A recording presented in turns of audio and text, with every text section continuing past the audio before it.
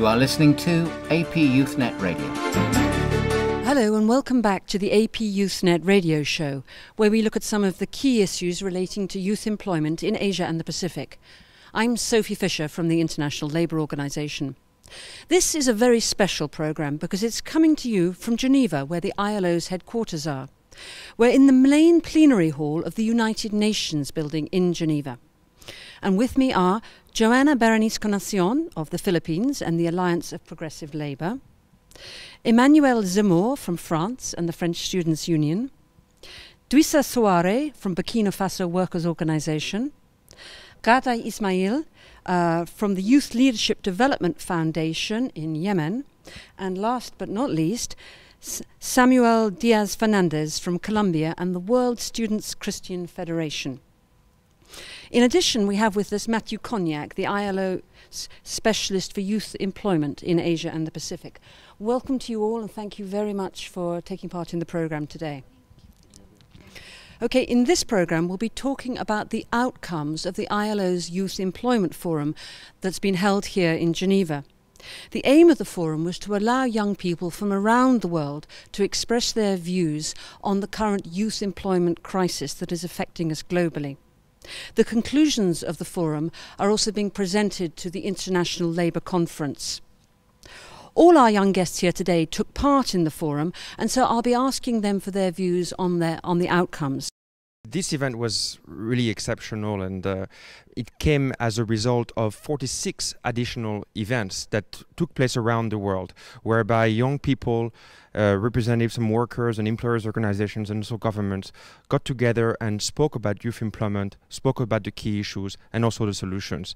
And so at the end of this event, what we saw is young people from Latin America, from Asia, from Europe, from really everywhere, coming together with some key important messages, and those were that the time was enough where they would not be invited at a table of policy discussions. It is not possible anymore to talk about launching policy discussions, developing youth employment action plans or strategies if the young people themselves are not engaged. And so we talked about the creation of mechanisms whereby the young people would be involved in a systematic way. We talked about the possibility of systematically hearing the young people's voice before the International Labour Conference. But what is really important is to send a message that we're not only listening to the young people, we're involving the young people in a systematic manner.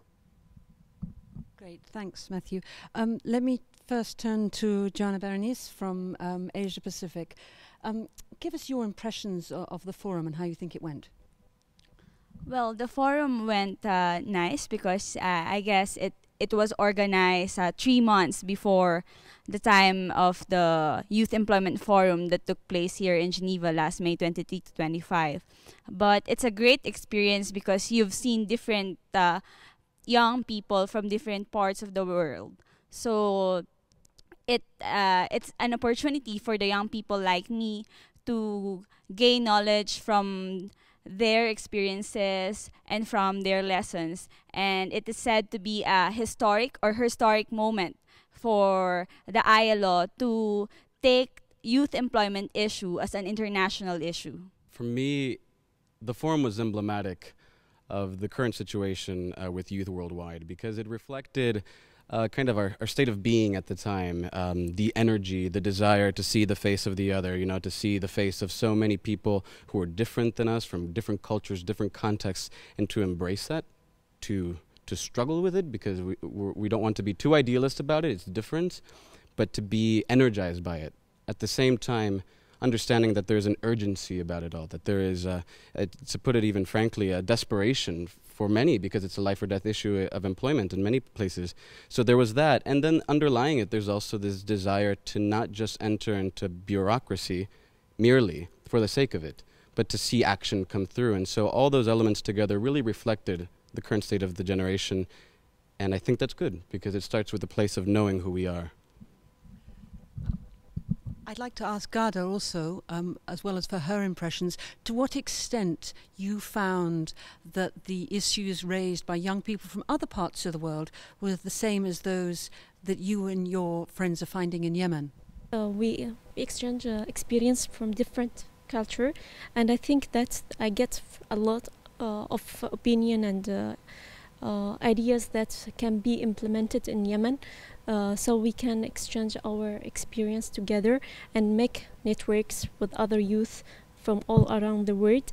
And I think the issues that raised in the forum, it's the same same that's also in my country, in Yemen. Some of the ideas that related to the enterprise and entrepreneurship, I think there is good practices that shown in the firm that I can implement it also in my country with the help of the organization that I'm coming from. Now, Emmanuel, we hear a lot on the news about the youth unemployment problem in Northern Europe, in Spain and in France. To what extent did you see commonalities between your experience and those from young people in other parts of the world? Eh bien, s'il y a quelque chose dont on s'est rendu compte, if there's something that we've realised during this conference, it is that there is such a thing as global youth. It exists indeed. We are all different. We all live in countries that go through different developments and with different economic contexts. And yet we have all realised that we feel the same frustrations, the same anger, the same necessity to speak out, to go beyond technical issues, beyond the few words that can be exchanged on youth employment or on employment in general, and really to carry forward the voice of the youth. This feeling has come out strongly here at the International Labour Conference, and it is indeed rather striking that in every corner of the world we can feel that we are discriminated against in the same way, that we cannot find a place for ourselves in the same way, but that we have the same aspirations as well. It's amazing that across the globe we all have the same aspiration to find a place for ourselves within our society, and that is really something that touches me as a young Frenchman and as a young European. And we should carry that forward beyond the International Labour Conference. Drissa, who comes from a very different country, Burkina Faso, whether he feels the same, whether he feels that at the forum there was this sense of unity among young people. Ce forum a été vraiment une opportunité, comme l'a dit Emmanuel, que la jeunesse. I would say that this forum has been a real opportunity, as mentioned by Emmanuel, for the youth of the world to meet up, because we have the same vision and the same aspirations. I would say that it was a crossroads of experience and of knowledge sharing. It has been a real opportunity for us young people coming from around the world to meet up and to bring together our own ideas. It is true that realities are not the same depending on which continent or country we come from, and yet when we synthesize it all, we observe that we are all moving towards a common vision. The initiative of the ILO to launch such a forum has provided us with a very good opportunity to really put forward our various concerns. Ce genre de forum qui nous a permis réellement de mettre en avant nos différentes préoccupations. Well, one of the points that Emmanuel raised was the importance of the fact that this forum gave an opportunity for young people's voices to be heard. I wonder to what extent you feel that your messages actually got through. Oh, during the forum, of course, as young people, we are gathered. So basically, young people's voice are heard because young people are speaking. We're speaking in behalf of the young peoples on the part of the world. Because unfortunately, only one from each country can be represented. But it's a breakthrough.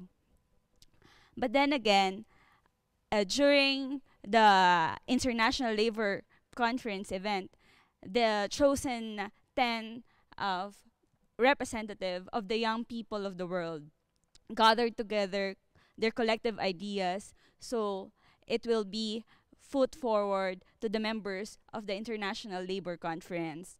So by the 15-minute opportunity is not that enough, but still those space is a privilege and honor enough for us that we have registered our collective voice and our collective solution that we hope for the betterment of the youth employment situation for the young people. For the value of this to really come out, it needs to not be a one-off, but to be repeated. Would you agree? Absolutely, absolutely. Because the beauty of the forum and of us being here is that it was a historic initiative.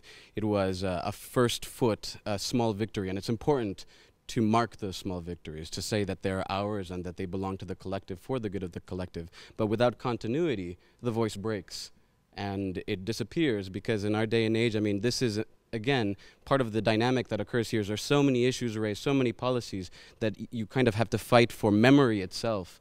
And so part of us being here is just continuing to demand that visibility and that kind of a structure to allow for visibility and not just to dream of it in the ephemeral realm or hypothetical. Part of that is represented in our objectives, you know, to have the Youth Advisory Council. So respecting and honoring the tripartite structure, we would have people there at the table. I mean, symbolically or not, they would be there at the table just mitigating and facilitating the dialogue, being able to say, yes, that's our issue, let me tell you about it, let me tell you about my experience.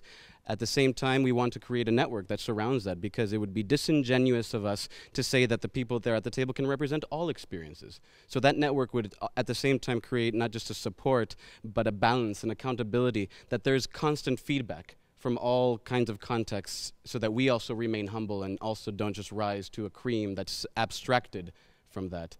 And then the third would be just to maintain within the tradition of the ILO the Youth Forum, because we've all agreed that it was magnificent in that first step. So we can continue to refine it, to sharpen it, to critique it because we love it. Then we can assure that within the structure of the ILO and continue that progressive future thinking tradition. I agree with Samuel that participating in the forum and also making the forum be repeated again and again for the coming years, it will allows us to make our voice heard, and it allows us to show the other people that what youth needs. And I think that being here as a youth from our country, that helps us to see what's our issue in our countries, because it's somehow different from the other countries all around the world, and it could help us to raise the specific issue that we are facing in our countries in different aspects, either political issues or economic issues that related to youth. When I go back to Yemen, I'll try to tell all first of all to tell my colleagues in the organization what's going on the farm, and then I will try to make network also with youth from my country, with other people from all around the world that participated in the farm, so they can exchange their idea and so they can tell the people what they want to say. Right, and now let's not forget that in addition to giving young people a voice at the heart of international policy making, one of the other purposes of this forum was to actually discuss concrete ways to create jobs and to get young people into decent work, which gives them a future. Emmanuel, do you think it also ticked that box? Moi, je voudrais juste quand même rajouter un mot. Before getting into the details, I would just like to add a word on the window of opportunity that was opened by the ILO when it gave a voice to young people. I think what is happening now at the ILO is extremely important. It is of historical value, as was said, and I think that the ILO has had this courage to open a window of opportunity, which is exactly what Samuel was saying. Obviously, we are not naive. We do not think that everything will be solved in one go, that all of a sudden the youth will be effective actors within the political system. But there is an opportunity that has been created, and it is our role now to take advantage of it. Step by step, we can build something, and I really think that there will be no other choice whatever happens. When we look at what is happening around the world, it is the youth who systematically transform societies. Look at what has happened in North Africa. Look at what has happened in Mashrek. Look at what happened in all those countries where changes happened. Every time it is the youth who are the engine of social transformation. In any case, if this window of opportunity had not been opened, we would have opened it ourselves. So now, let us take this opportunity to move on even further. The further we go, the better it will be. Yes, we absolutely agree, and as we say, it had to happen at some point. As you have heard in the speech of the ILO Director General, he said that youth was the future. But we should also not forget that youth is also the present. One cannot lead a debate on a specific demographic without involving them in the debate. Hence, it has been necessary for the ILO to involve young people in the ongoing debate on youth employment. We say this is a very interesting opportunity and also a privilege for us to fully participate in the debate and to share our vision, because after all it concerns ourselves and we need to provide our input to the building and positive transformation of our societies so that future generations do not have to face the same difficulties as we did. And from a practical perspective, I mean, as we said, one of the purposes of this was to discuss ways in which young people could actually be put into work. And I think there were common messages coming from across the world as to some of the barriers that are stopping this.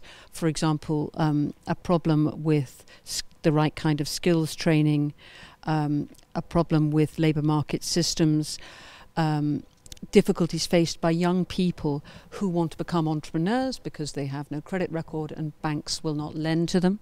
These kind of problems turned out to be comparatively common worldwide, which I think was interesting. But what I would like your opinion on is, to what extent do you think that policymakers have taken those messages on board, that they have to do something about the skills training, they have to do something about helping young people who want to be entrepreneurs? And Joanna, let me start with you, because I know that in the Philippines a lot of young people want to start their little businesses, and there's also a big issue with the skills training. Do you think those messages are actually getting across in a practical fashion that will produce practical changes? Yes, and to add on, the situation in the Philippines is not just about young people urging to have a better life through entrepreneur, but many of the Filipinos, for example, are urging for a decent work, a regular work, because in the country it is more of precarious employment. So the session of the Youth Employment Committee right now is this just a while ago is discussing about entrepreneurship and the ways to move forward, and they have clashes of ideas but the good thing about the clashes of ideas, and I guess that's the beauty of diversity, but then again we need to meet halfway, what's the best for us.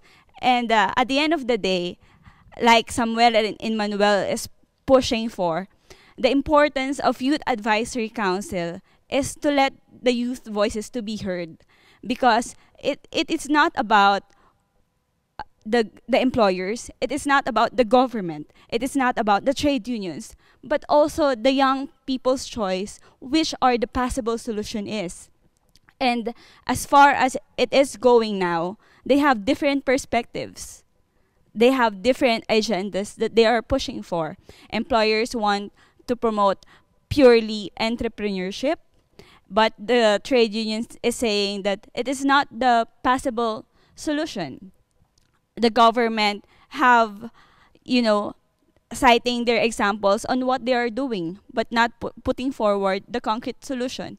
But as a young people representing our country who undergone also the consultation, we believe that entrepreneurship can help solve the unemployment, but it is not the substitute for job creation for us as Filipinos, but for me as a young people who speak in behalf of the young people around the world.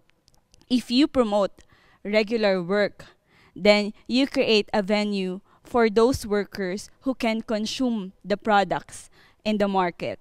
And if those people are regular, can consume more, there are bigger demands, then you can generate jobs and rights are being exercised. For me, that is more important. But of course, their discussion about entrepreneurship, about educations are far more than important. But in behalf of my co-young people in my country, this is their voice. Samuel, would you agree that the governments, the workers and the employers all have to consider the commonalities as much as the differences, and at the moment they're focusing a little bit too much on their own specific approaches? Yes, but I would qualify that. I think that the reason why they're here in the first place is because the whole point is that this is a place to find common ground, and to find common ground in terms of discourse, a language that we can speak in that signifies certain values that we uphold, decent work. It's not just about providing employment. You know, in Europe it might be unemployment, you know, at large. In Latin America there is employment, you know, but it's not quality. And so there might be that difference, but it's finding those values that then surface as policies or measures and standards. To me, on the practical level, the jury is still out. To me, it's a challenge for the ILO. Because, to be honest, I think it's important to be realistic. A lot of the youth of the world and a lot of our, you know, a lot of the South American continent, North American continent, are very suspicious of organizations like the ILO or the United Nations. They don't think that they actually have any kind of say. I think the idea is that these international organizations might carry the agenda of, you know, past powers or the powers that be that are at the councils, and that they can't do much. You know, if another country invades or if another country imposes certain sanction or policy, what are these organizations going to do? So our call, the reason why youth need to be there is to widen the possibilities, to open up the alternatives, because if all we do as youth is just pass the torch, we're not doing anything. We're not changing anything. All we're doing is just implementing the same old system. We're perpetuating it. We have to work within it, but opening it up to alternatives, to use that imagination that comes with youth, to make it relevant, to make it practical, and to continue to fight for that common discourse. I think I agree with someone that the reason that all the employers, the government, and the trade union are here, or all the delegation from all over the world are here, is to find a common idea that they can help the youth to solve the problem of the employment, and I'm sure that they may face problem for getting this and to be in one idea, but they should think about the idea of that comes from the youth itself. They should consider the youth that they can be also part of decision maker, and that's it. We are almost out of time, so I would just like to ask our guests on this side, and starting with Drissa, what do you think is the most important message for you in Burkina Faso to come out of the Youth Employment Forum? Pour moi, je pense que le message le plus important, il y a eu plusieurs messages que nous avons fait passer au niveau de la commission. There have been several messages that have been put forward at the Commission, but the most important one today is for youth to be involved in the elaboration, the definition and the implementation of all policies and all programmes that are geared towards youth employment. As you can see, without taking the youth into consideration, there's a problem. If we look around the world, all the countries which have listened favourably to the youth are now engaged in sustainable development, whereas countries which have not listened to the considerations of the youth are today falling into decline because they suffer from generational issues such as employment crises, educational crises, and I think that our most important message here is that the voice of the youth needs to be heard and considered for the sustainable development of our nations. Emmanuel, I think it's the same question for you. What I would say is that we are not alone. The world is with us, so we need to act. That is what I will say in France when I return. However, we do need to be careful. This is not about promoting youth because it is a nice thing to do. Personally, I would prefer not to have to defend the idea of a youth commission at the ILO. I would prefer that it was mainstreamed. I would much rather have the same situation, the same rights, the same capacity to be integrated into society as the rest of the population. But this is not the case. We gave the example of entrepreneurships earlier on, precisely one of the reasons why we are here, and it is indeed what we will all report when we return to our countries. That is, to avoid the solutions proposed to tackle the youth employment challenge, which are gimmicks. Youth entrepreneurship, for example, not that it is a gimmick, but if we say that the solution to youth employment is entrepreneurship, then what we need to follow is access to financing to help young people invest, such as loan funds. All this without making any reference to the fact that young people are the least protected in this world, that when young people take financial risks, they also risk their entire future.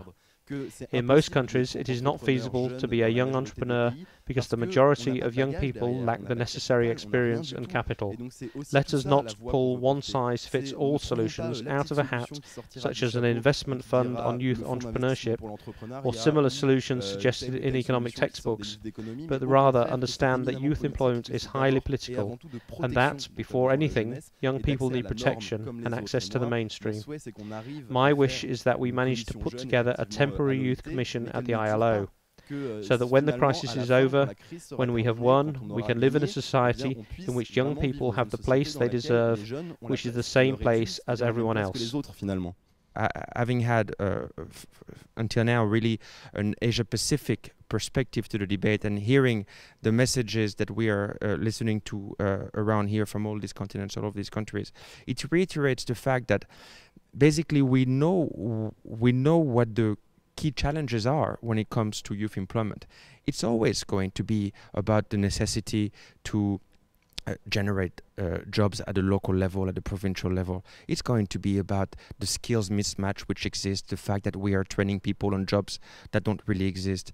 It's going to be about the lack of identification or participation for the young people. And so these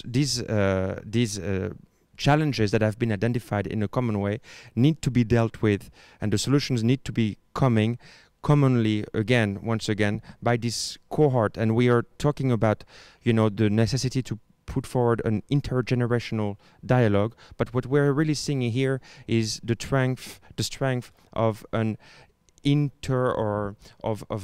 of continents coming together, of a youth employment coalition, if I can use the words of the president of Indonesia when he came here in this very international labor conference last year, a global coalition for youth employment. I think we are in a way seeing the beginning of that.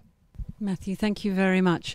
And I'm afraid that's all we've got time for at the end of what has been a very important week in ILO history and an important week for the voices of young people seeking decent work and a decent future.